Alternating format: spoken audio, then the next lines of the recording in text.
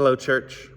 As we prepare for worship this Sunday and begin wrapping our heads around what it's going to take to respond to the extensive water damage in our church, I wanted to make sure that everyone has the chance to see what's really happened and what's still happening throughout the building. I know some of you have been traveling or maybe just haven't had the time to take the grand tour in person. So in the spirit of transparency, I've put together a brief 4.5-minute Ken Burns-style documentary, so take a look. In the early hours of Sunday, March 23rd, a severe storm swept through our area, bringing a significant amount of rainfall. While this building has withstood many storms over the years, this time, a new vulnerability in our roof drainage system allowed the storm to wreak havoc inside our church. Apparently, the roof drain above the finance office had been compromised due to the cycle of freezing and thawing and refreezing during this past winter. And that, along with accumulation of debris and other items collecting in and around the drain, further restricted and redirected the flow of water. With the storm delivering a heavy and continuous downpour, the system simply could not keep up, and instead of directing water safely off of the roof, the faulty drain let it accumulate until it found a new and highly inconvenient escape route straight into this building. With the faulty drain located directly over top the finance office, this space bore the initial brunt of the flooding. It is the worst affected room in the entire church. Water apparently poured in through the ceiling, flooded onto the desks and office equipment that was in here, and from there the water followed the natural laws of gravity, seeking the lowest points it could reach. It spread across the floor of the finance office and quickly found pathways into the surrounding rooms. The 3 other offices in the church were soon affected, but nowhere did the water collect as extensively as in the office of our church administrator, Michael. Water pooled heavily in this area, soaking carpets, creeping up walls, and becoming what could generously be described as a shallow pond. As the water continued its adventure, it found its way into the gathering space, our beloved Sunday morning hub for coffee, conversation, and community. Suddenly, it was less of a gathering space and more of a zero-entry swimming pool, inspiring a wave of jokes that morning about fishing and baptism, and whether this was a reenactment of Jesus walking on water gone terribly wrong.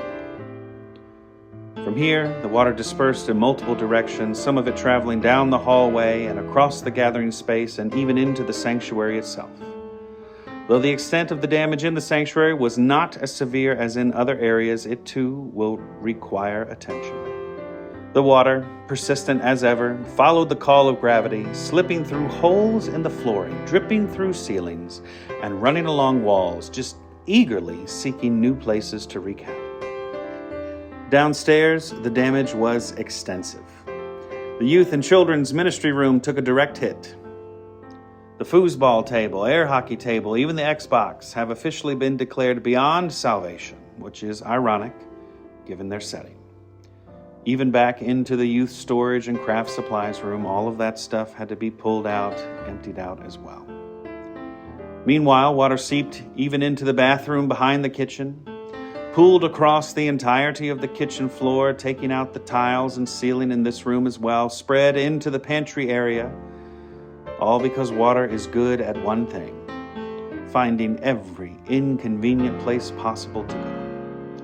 Along its destructive path, it compromised kitchen appliances and in its grand finale pushed its way into the fellowship hall. The water damage remediation process is still ongoing, with every effort focused on identifying, removing, and replacing any structural components affected by water or mold. The work ahead will certainly not be easy, but it is absolutely necessary. As part of this remediation, any salvageable furniture and items have been relocated to lower-level storage rooms and other classrooms, spread, in fact, across 3.5 different classrooms, making them about as easy to navigate as a poorly designed escape room. Additionally, our Sunday morning gathering space has been significantly reduced, meaning fellowship is now confined to the entryway, where we attempt to sip coffee and maintain community, and what can only be described as an ambitious game of musical chairs.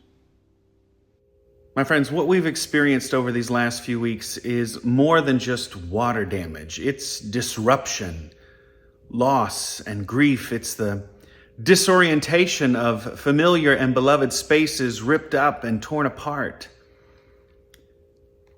But it's also an opportunity. Standing here in the literal midst of cleanup and repair, I want to invite us to consider not just putting everything back exactly as it was, but to take this moment to possibly evaluate and reimagine our mission and ministries. What do we need to hold on to with care and conviction?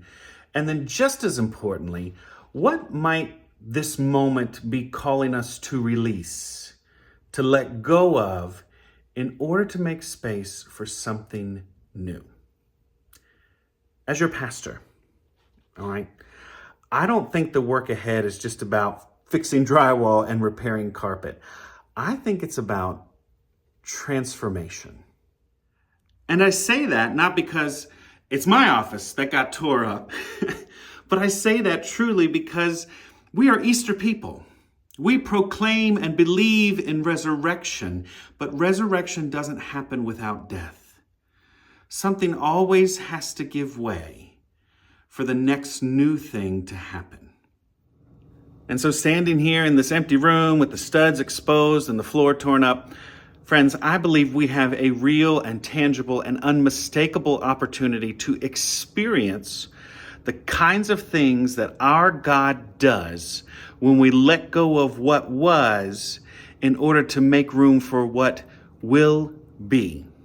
And so in worship, this coming Sunday, back up in the sanctuary, we are going to spend some time with the story of Zacchaeus, a man whose encounter with Jesus changed him from the inside out.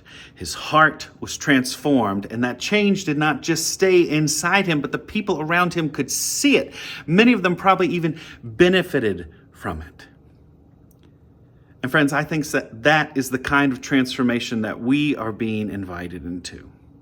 Not just as individuals, but as a church. This moment isn't just about cleaning up water damage or replacing stoves, but it's about reorientation. It's about resurrection.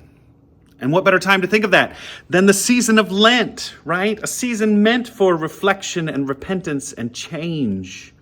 A season that prepares us for resurrection by leading us honestly through everything that must be repaired and restored and released along the way. I'll see you on Sunday.